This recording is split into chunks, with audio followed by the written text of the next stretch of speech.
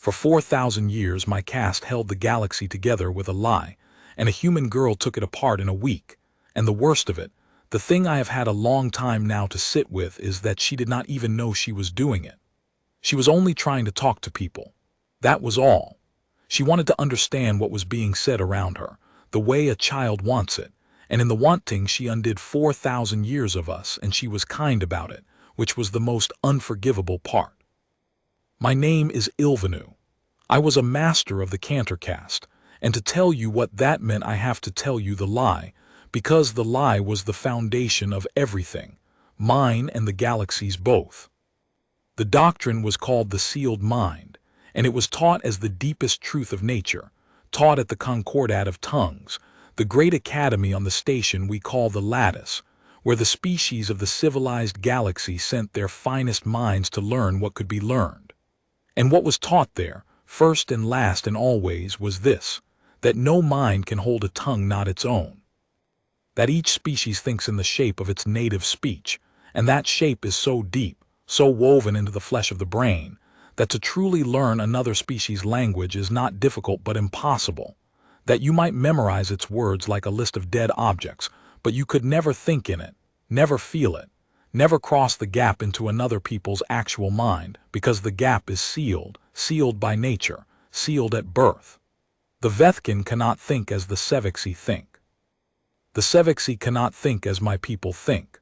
1,000 species, 1,000 sealed minds, each locked in the cell of its own skull, and between them, across every gap, mediating every word that passed from one species to another in trade and treaty and law, between them stood my caste, the Cantors.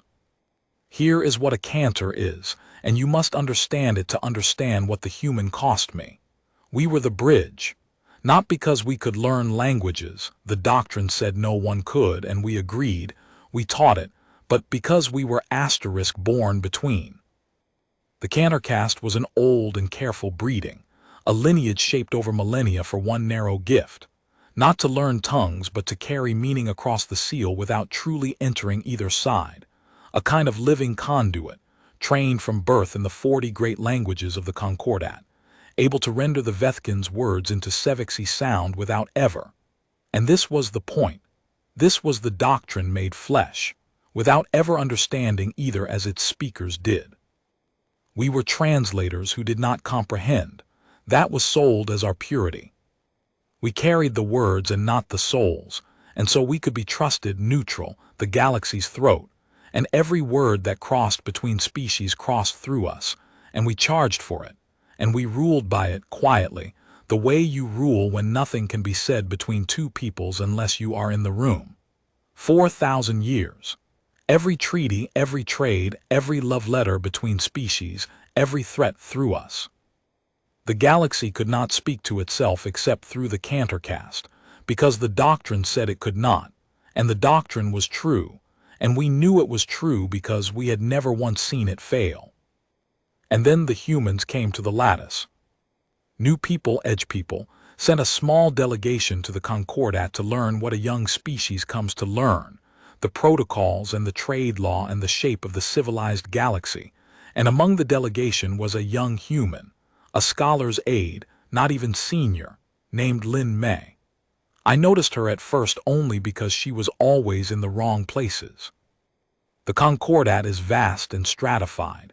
The species keep to their own halls, the delegations to their own quarters, and the only ones who move everywhere are the Cantors and the servants. And the human girl moved everywhere. She was in the kitchens. She was in the maintenance galleries among the Tessit drudges who clean the station and are spoken to by no one. She was in the children's tier where the Sevexi young are schooled. She sat with the lowest of 40 species, and she did a thing I had never seen anyone do, a thing that struck me as faintly embarrassing, a breach of the dignity of a scholar. She let them laugh at her.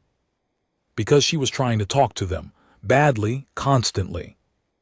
In their own tongues, the actual tongues, not Concordat trade, not through a Cantor.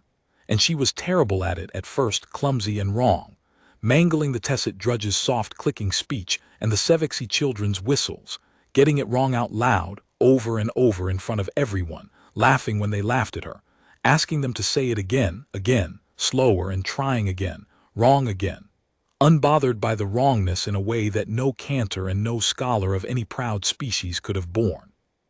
I watched her in the maintenance gallery once, sitting on the floor, a delegate among the drudges, pointing at things and making the drudges name them, and repeating the names back wrong and grinning at her own failure, while the drudges, who are spoken to by no one, who are below even being laughed at, corrected her, shyly at first and then delighted, because no one in the history of the Lattice had ever wanted to learn to speak as they spoke. I began, against my own better sense, to follow her. I told myself it was study, a master of the Cantor-caste observing a curious anomaly, nothing more, but the truth is that I could not look away. The way you cannot look away from someone doing a thing you have always been told is impossible, and have never seen anyone even attempt. I watched her on the second day in the Sevexi children's tier, where the young whistle and trill in a speech so fast and so tonal that the doctrine holds it the hardest of all to even hear correctly, and she could not do it. She truly could not.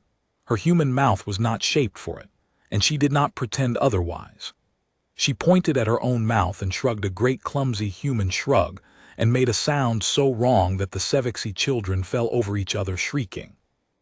And instead of leaving in shame, she shrieked too, delighted, and pointed at her mouth again, and let the smallest child take her by the jaw with its little manipulators and physically try to reshape the sound.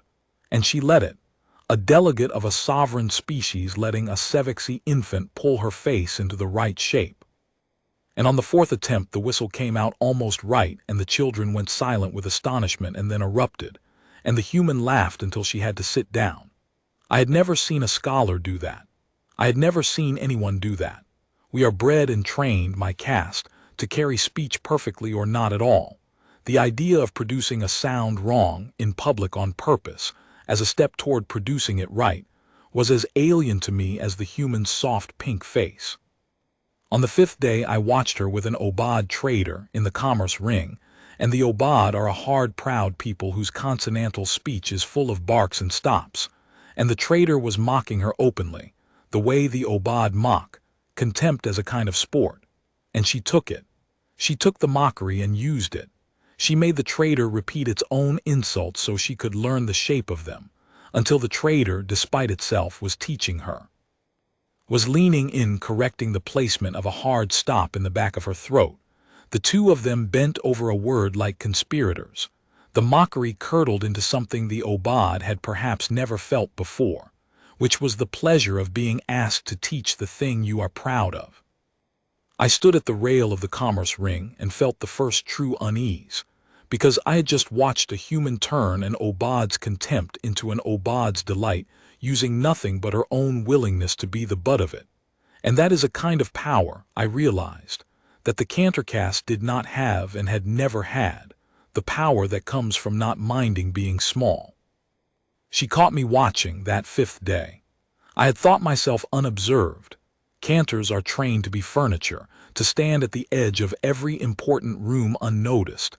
It is part of what we are, but the human looked up from the Obad and found me at the rail as though I had called her name, and she came over, and she spoke to me, and it was the first time.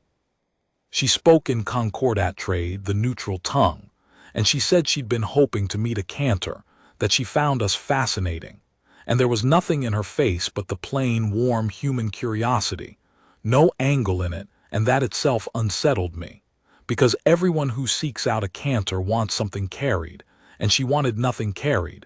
She only wanted to know about me. I told her stiffly what a cantor was. I told her the thing we tell outsiders, the proud version, that we were bred across 4,000 years to carry meaning across the sealed gap between minds without entering either side, that we held the 40 great tongues without comprehending any of them as their speakers did, that this incomprehension was our purity and our neutrality, the reason the galaxy trusted us with its every crossing word. I had said it 10,000 times. It had always sounded like an honor. She was quiet for a moment, and then she said a thing I did not understand for a long time, a thing that has outlasted everything else she said to me. That sounds so lonely, she said, gently. Not as an insult, that was the worst of it, there was no insult in it, only a kind of sorrow. You spend your whole life carrying what people say to each other, and you're not allowed to understand any of it. You're in every conversation in the galaxy, and you're not really in any of them. She tilted her head. Don't you ever want to just talk to someone? Not carry, just talk.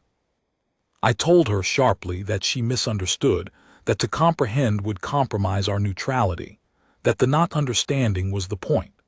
And she nodded and let it go, and was kind enough not to say the thing that was plainly in her face, which was that she did not believe the not understanding was the point at all, that she thought the not understanding was the cage, and that she felt sorry for the creature in it.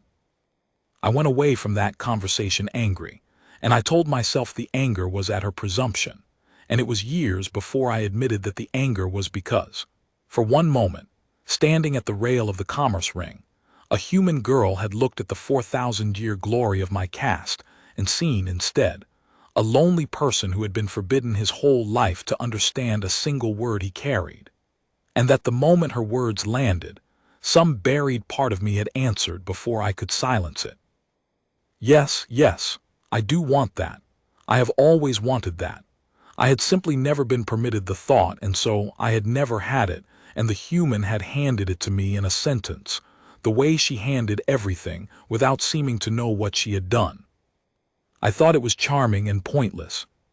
I thought the human is friendly and foolish and will memorize a few hundred words like a child memorizes a song and call it learning, and we will smile at her. I thought it because the doctrine told me to think it. The seal cannot be crossed. The human is only memorizing dead objects. She will never think in those tongues. No one ever has. No one ever can. I was a master of the Cantor-caste, 4,000 years of certainty behind me. I watched her sit on the floor and get it wrong and laugh, and I felt nothing but a mild fond contempt.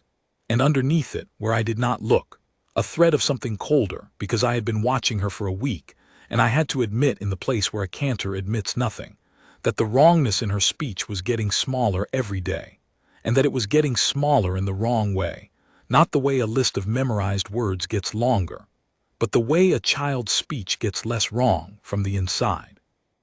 As though she were not memorizing the tongues at all, but growing them. I did not let myself finish the thought. I went back to my work, the carrying of words across the seal that could not be crossed, and I did not understand that I had just watched, in a maintenance gallery on the floor among the drudges, the first crack appear in everything I was.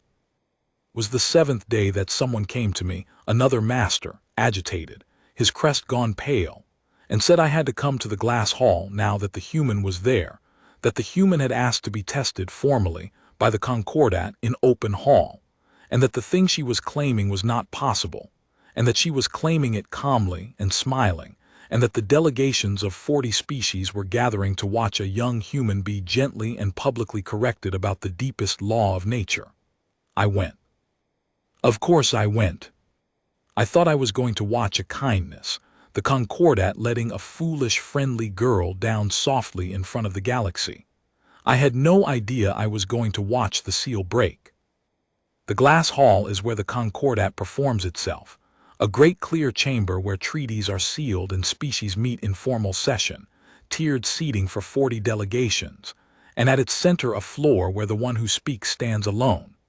Lin Mei stood alone on that floor when I came in, small in the plain dark clothing the humans favored, and she did not look like a person about to break a law of nature. She looked nervous. She kept rubbing her thumb against her fingers, a small human habit I had noticed, and she smiled too much, the way the frightened do, and I felt the old fond contempt and also now a thread of something else, because the 40 delegations were filling the tiers and the air had the charge of an execution, and the girl had asked for this herself. The senior master of the Concordat, a Vethkin of great age named As, presided, and he was gentle with her, genuinely gentle, the gentleness you show a child who has claimed she can fly.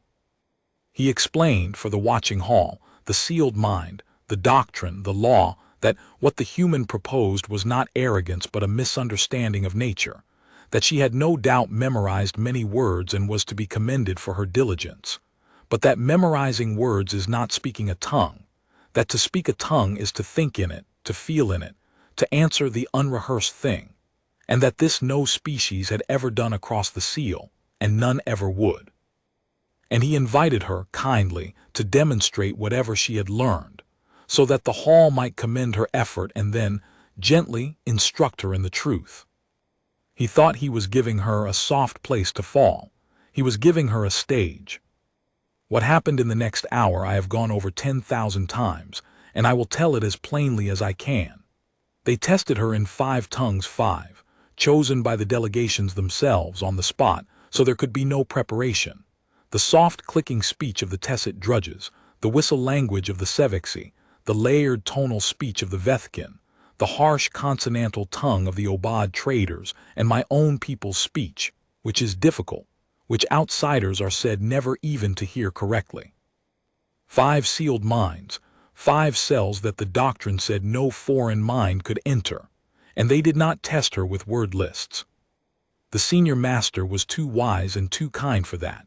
He had the delegation speak to her, unrehearsed, real speech, real questions, the unrehearsed thing that memorization cannot survive.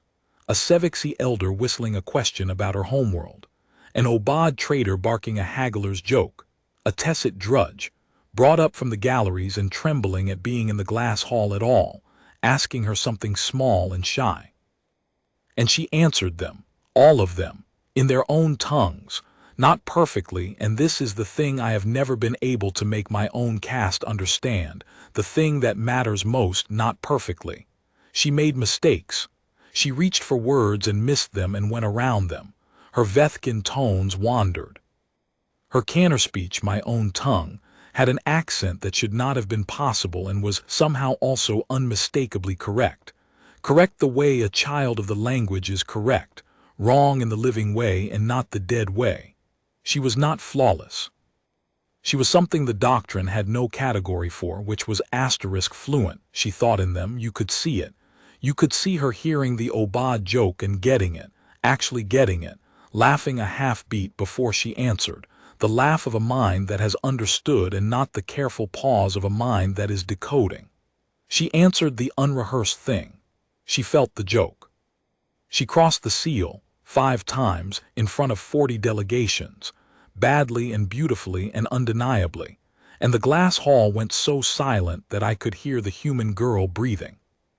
Senior Master Os, 4,000 years of doctrine in him, asked her, and his voice was not gentle anymore. It had something cracked in it. He asked her how she had done in 1 week the thing that nature forbade. And Lin Mei, standing alone on the floor, frightened, rubbing her fingers, did the thing that finished us, which was to tell the truth simply, as though it were obvious, as though she did not understand that she was detonating a civilization. I'm not sure what you mean, she said, in careful Concordat trade now so all the hall could follow. I just talked to people. I got it wrong a lot. I'm still getting it wrong. You can all hear me getting it wrong. A few of the delegations made the soft sounds of agreement helplessly because she was. Where I'm from, this is just learning a language. You find someone patient and you make a fool of yourself in front of them for a while, a long while, and they correct you, and you stop being afraid of being wrong, and one day you notice you're thinking in it. That's all it is. That's all I did. I found the most patient people on this station, which turned out to be the ones nobody else talks to, and I let them watch me be terrible at their languages until I wasn't. She paused. I don't understand what's wrong. Why is everyone, did I do something wrong? And I understood, sitting in the tears with my caste around me, exactly what was wrong, and it went through me like cold water because she had just said it, the whole of it, without knowing. The seal was real. That part was not a lie. The minds of the species are deep and different, and the gap between them is vast, but it was never sealed by asterisk nature. It was sealed by asterisk pride. The reason no species had ever crossed it was that no species could bear to do what the human had done, to be wrong, out loud, for a long time in front of others, to be a fool among drudges, to sit on the floor and be corrected by the lowest of 40 peoples and laugh. Every proud species in the galaxy, and they are all proud. Pride is how a species survives long enough to reach the stars. Every one of them would rather believe the gap was sealed by nature than endure the humiliation of crossing it, because crossing it required becoming, for a while, small and stupid and laughable and beneath oneself. The doctrine of the sealed mind was not a description of nature. It was a permission. It told a galaxy of proud species that they did not have to suffer the indignity of learning each other, that the wall between them was nobody's fault and nobody's failure, that it simply could not be helped. And my caste, my 4,000-year caste, we were not the bridge across an impossible gap. We were the toll on a gate that everyone could have walked through, that no one would walk through, because walking through it meant being humble, and we had built our entire power on the comfortable lie that it could not be walked through at all. The human had not done something no one could do. She had done something no one would do. And she had just explained, kindly, to 40 delegations, that the thing keeping every species in the galaxy locked in its own skull, dependent on my caste to speak to its neighbors, was not the law of nature we had taught for 4,000 years. It was that everyone was too proud to look stupid in front of a drudge. And that a human, who came from a world of 1,000 tongues and had spent her whole evolutionary history having to learn the stranger or die, simply was not. My caste tried to kill it. I will not pretend otherwise. I was in the room, and to my shame I did not speak against it at first, because a creature whose whole world is ending grabs at anything. The move was obvious and we made it within the day. If the human had crossed the seal, then the human was extraordinary, a freak, a singular mind, a marvel of a strange new species, the exception that proved nothing. That was the story to tell. Lin Mei is a prodigy. Humans are unusual. The sealed mind holds for all normal peoples. Here is merely a rare wonder to be studied, perhaps, but no cause to doubt the doctrine that has served the civilized galaxy for 4,000 years. It was a good story. It let everyone keep their pride and keep their dependence and keep us. We began to spread it that very evening, my caste, through the channels we had owned for millennia, and it would have worked. A singular human marvel is a thing the galaxy could absorb without changing. It would have worked, except that the human would not let it. Because when they came to her with it, when the Concordat offered her in effect a throne, when they offered to name her a wonder, the one mind in the galaxy who could cross the seal, to give her a place above all delegations, a cantor beyond the cantors, the single living bridge between all peoples, when they offered Lin Mei the thing every ambitious soul in the galaxy would have killed for, the monopoly herself made flesh, she said no. And she did not say it humbly. That is the part I love her for now, though it cost me everything. She got angry. The frightened girl who rubbed her fingers and smiled too much got genuinely, quietly furious, the way humans do when you have shown them something about yourself they find obscene. And she stood up in front of the Concordat and refused the throne, and told them why. And the why is the thing that actually ended the lie, more than the 5 tongues, more than anything. You want to make me special, she said. You want to make me the one who can do it so everyone else gets to keep believing they can't. I'm not special. That's the whole thing, that's what I've been trying to tell you. Anyone in this room could do what I did, every single one of you. It would take you a few weeks and you'd have to spend them being laughed at by people you think are beneath you. And that's the only reason you haven't, not because you can't, because you won't, because you'd rather pay them. She pointed at us at the Cantors, and I felt the point go through me, for 4,000 years than be embarrassed for a month. I'm not going to be your proof that it's impossible. I'm going to be the opposite. She was shaking, but not with fear now. I'll teach anyone who wants to learn. Anyone. The drudges first, because they were patient with me. And the method is free. It was always free. It's just being willing to be bad at something in front of someone kinder than you deserve. That's it.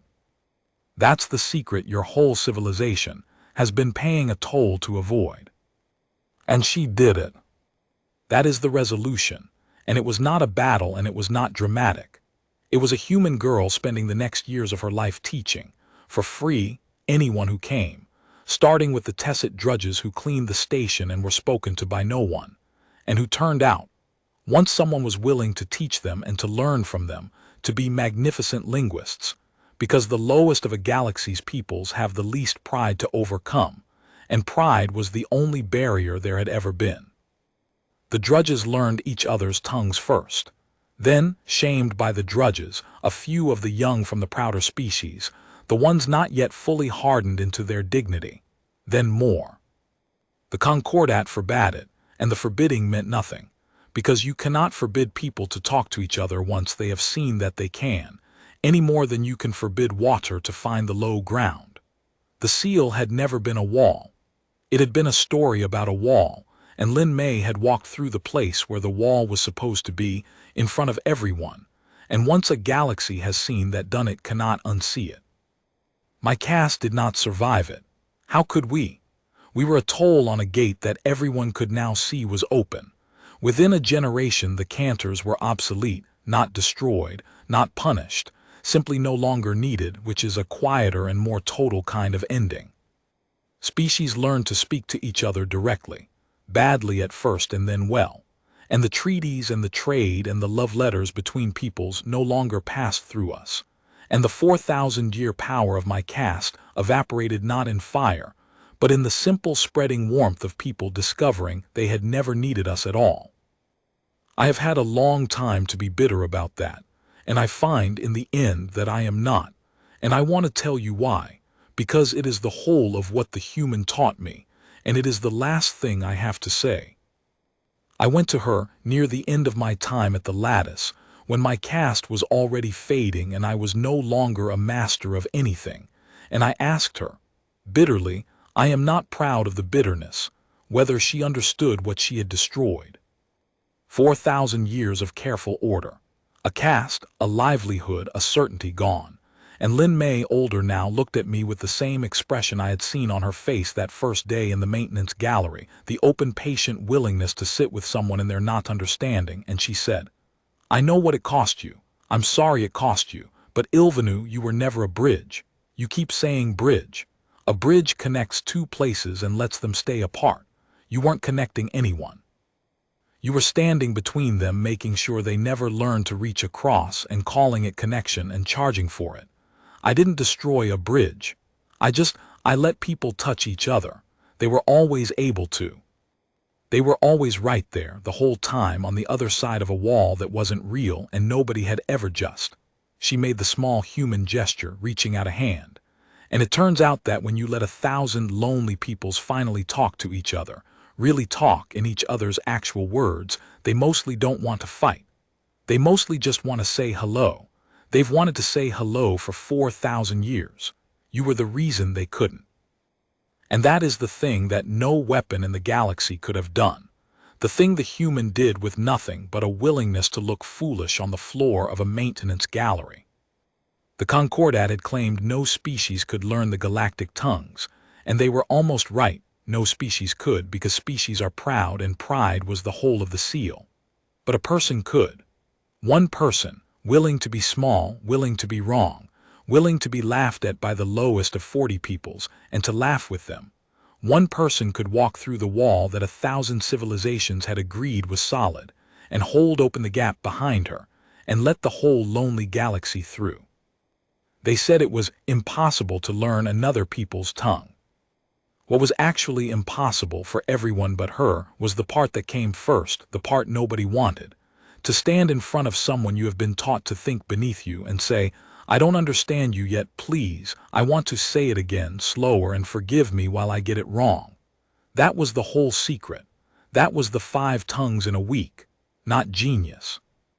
Just the courage, which her strange, humble people seemed to have in place of so many other things, to be a beginner in front of the world, and the stranger courage, when they offered to make her a god for it, to say no and give it away and teach the drudges instead.